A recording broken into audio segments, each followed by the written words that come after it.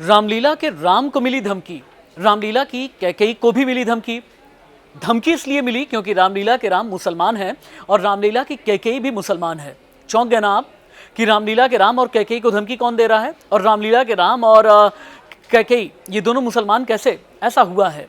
नमस्ते, मैं राशिद। चौंकाने वाली ये खबर आई है यूपी के बरेली से। दानिश नाम का एक शख्स जिसे रामलीला में राम का किरदार अदा करना था, और समयून खान नाम की एक महिला जिसे रामलीला में कैकेयी का किरदार अदा करना था, ये दोनों अपनी तैयारियां कर रहे थे। चूंकि नवरात्र आने वाले हैं और रामलीला का मंचन भी शुरू होगा, और यूपी सरकार की तरफ से इन्हें इन्वाइट किया गया, अयोध्या आइए और आ करके अपनी कलाकारी आप दिखाइए।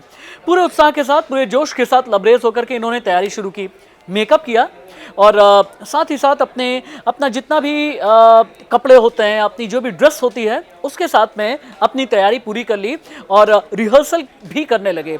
लेकिन रिहर्सल करके जैसे ही आए, अपने घर पर आए, पड़ोस का एक किराएदार जो कि उन्हीं के समुदाय यानी कि मुस्लिम समुदाय से ताल्लुक़ रखता है, उसने ये कहा कि ये क्या कर रहे हो, मुसलमान हो, रामलीला में राम बनोगे क्या? ये तो तुम्हारा धर्म भ्रष्ट हो जाएगा। कैकेयी जो समयून खान बनी थी, उनसे ये कहा कि क्या इस्लाम में अगर तुम कैकेयी बनने लगोगी ना तो फिर ये हराम है तुम्हारे लिए। फरमान तक जारी करने की धमकी देने लगे ये लोग। इनका ये कहना था कि फतवे जारी हो जाएंगे तुम्हारे खिलाफ।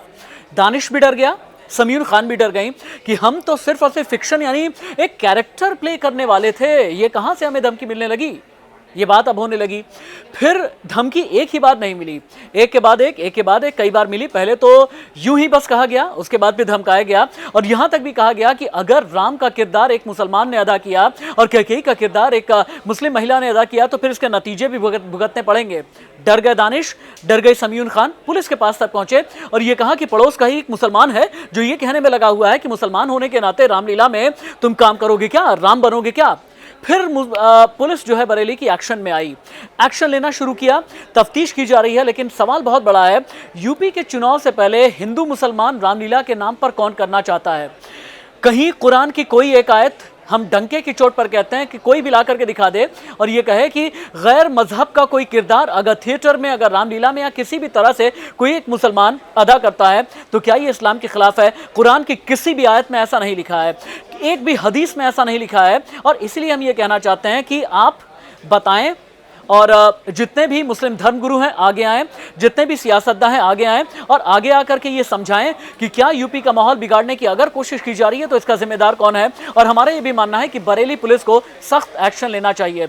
इसी तरह की और दिलचस्प खबरों के लिए इंडिया न्यूज़ के डिजिटल चैनल को आप सब्सक्राइब करके रखें, हमारे साथ जुड़े रहें। नमस्ते।